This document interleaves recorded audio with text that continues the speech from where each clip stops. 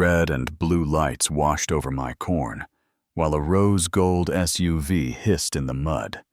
The tow guy who had carved trenches through my field stood cuffed beside his own rig, and I held a mud-spattered binder that weighed more than my temper.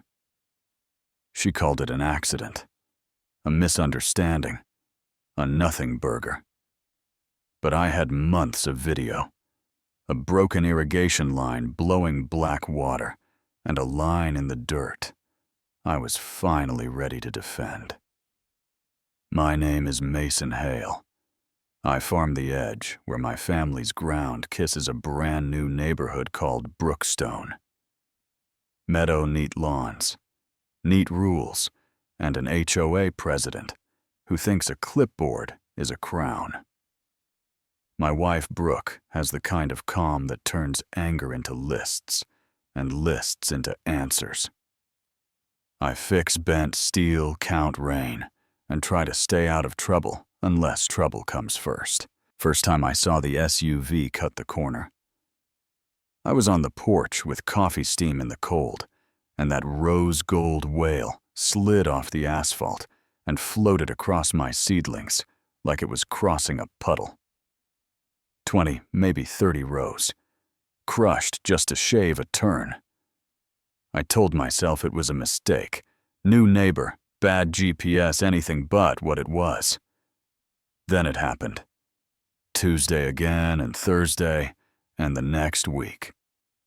You know what I mean? When someone turns your patience into their schedule, 30 seconds for her turned into $100 for me. Then 2. Then I stopped counting, because my blood pressure doesn't come with a warranty. I started simple, because I'm not unreasonable. 4 bright red signs from Redford Supply. Private property. No trespassing. Crop damage is a felony. And because my mama raised me right, I added a little. Please with a paint pen set the posts in concrete, right where she liked to clip stepped back. Thought there, that speaks English. Next Tuesday, she slowed sunglasses glinting, read the sign, looked straight across the field at me, and laughed. Chuckle, a sharp little bark that carries like a crow. Then she eased the wheel, slipped around the sign, and carved a wider scar through my rows. That's when I knew it wasn't confusion. It was a message. Brooke watched from the kitchen window and said, quiet as a level she thinks rules are decor. I said, then we'll make the rules structural. So I built an 8-foot gravel lane along the boundary compacted base, a friendly sign that said, farm vehicles only. I was even ready to let her pretend she thought it was shared, if it meant my corn stood upright. One day, that's how long good faith lasted. The tire tracks told the truth, a swerve off the lane before it even got going, and right back into the soil. Like defiance had GP. I thought about a gate, heavy steel. Big chain, the kind that says not today, to anyone in a hurry. Brooke lifted a finger and called the county. Before I lifted a post hole digger 40 minutes with a planner named Alan Pierce, who said the words that make a farmer itch. Easement right of way. Unreasonably obstruct, turns out there's a 10-foot agricultural access easement. A relic from when that whole map was fields, has to stay passable for emergency, and ag use, not a public shortcut. But also not something I can deadbolt just because I'm mad.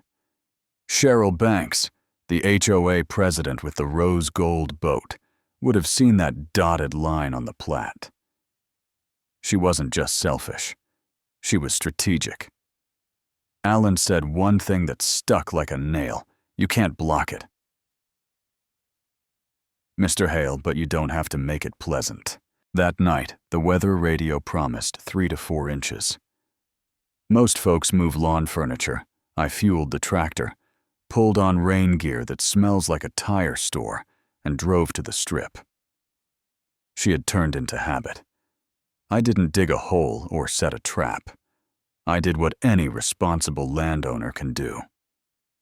I managed a drainage, dropped the box blade, and feathered the high edges so water did what water already wanted to do. Slide into that 10-foot ribbon, a shallow swale.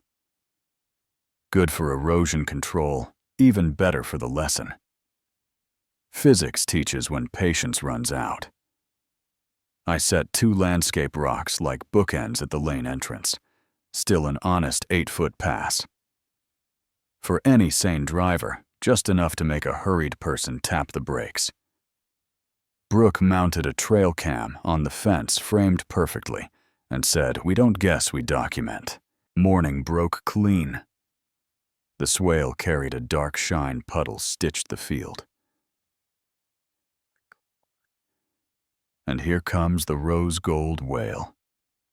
It pauses at the lane, noses toward the wide open shortcut, rolls 10 feet, and dies like a bad song. Rear tires fling black arcs that tattoo the doors. The frame settles with that soft, ugly sigh.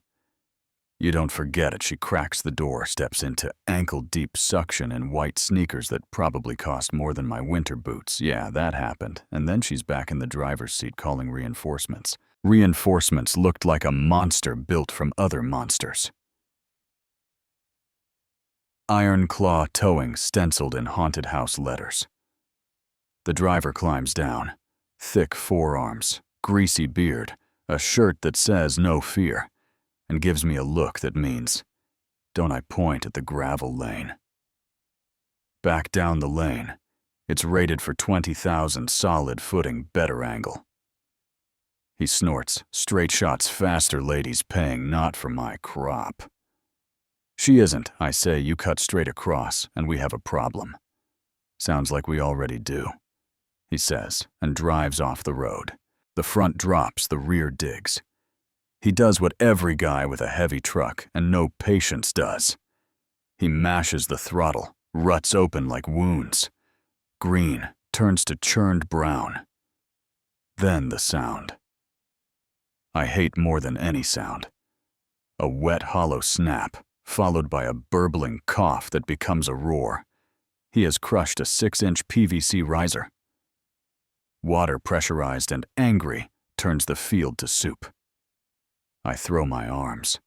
Stop the truck. You're destroying my field. He steps down, walks right into my space, and shoves me back like I'm a sign he can ignore. I go down in my own mud wrist, burning pride louder than the water. And that's when the switch flips up. Until then, I was pretending it was a misunderstanding, lying there with grit in my teeth. I understood it was theft. Brooke is already on with dispatch, clear, voice, clear, mile marker. The words assault and property damage. The siren grows. Deputy Reyes pulls up calm, tells everyone to breathe. Then does the math. Tire tracks, leaving the lane signpost in concrete. Riser broken and gushing. Rose flattened like a bad haircut. Brooke hands him the tablet. He watches. Cheryl rid and laugh at the sign. Watches her ignore the lane on dry days. And on this wet morning, he looks at the tow driver and asks, "Did you put your hands on him?" The man's mouth cuts ahead of his brain. He got in my face. Not my question. "Did you shove him?" Silence, a little. Nod, turn around. Click, assault, and criminal mischief. Reyes walks to Cheryl. "Meh. You're receiving a citation for criminal trespass." "On an easement," she says, "on his property," he says. "The easement is not your shortcut today, was neither emergency nor agriculture. When the lights fade and the trucks roll away, the field looks like after a bad storm." I want to shout, "Swing something!" Brooke presses a clipboard into my hands and says, "Do not feel count." So we count and we measure every rut square footage, of damage yield. Per acre seed and fertilizer. Hours to fix, we take photos. Wide shots with a yardstick. Close-ups of treads. The friendly sign at the lane mouth. I call the irrigation supplier for a written quote. Brooke calls the county extension and brings out Dr. Rhea Lawson to pull soil cores and test compaction and for petroleum because that tow truck leaked like a rookie barbecue. Dr. Lawson explains to camera that compaction kills yield for years unless you deep rip when the soil is dry, that the contamination has to be remediated. This isn't a bruise, it's a scar. We turn anger into a binder thick enough to flatten a sandwich tabs. Index receipts, a clean timeline of clips labeled by date and time. When I close it, I feel a strange peace boys yell. Adults. Document. A week later, the HOA sends a certified letter special meeting to discuss unsafe conditions and hostile behavior by adjacent property owner. In other words, I put on a clean shirt and my best patience. The clubhouse chairs make sure nobody gets too comfortable. Cheryl gives a silky speech about community safety and being lured into a trap by a vindictive farmer who hates progress. A few heads nod the chair. Arthur, always searching for keys he doesn't lose, asks if I have a response. I don't stand. Brooke does, unplugs a lamp, plugs in a pocket projector, and teaches Odd argues. This is the property line. This is the farm. This is the subdivision. Click our red sign. With the little, please click. Cheryl reading. Steering around it, and the room goes quiet enough to hear shoe leather. Click the gravel lane like a runway click. Her ignoring it again and again. Then the ruts, the shattered PVC, the geyser, the spreadsheet, the soil test, summary, the quote to fix, and at the bottom of a slide the words, petroleum contamination detected. The room shifts, not a, everyone loves me but everyone hates two sets of rules. A neighbor named Tom raises his hand and doesn't wait last month. I got a $200 fine because my kid left the trash can out 3 hours. Rules are rules. So what's the fine for driving a car into a man's crop? Laughter that has been waiting to be born. More stories. A garden gnome. 2 tall by 2 inches.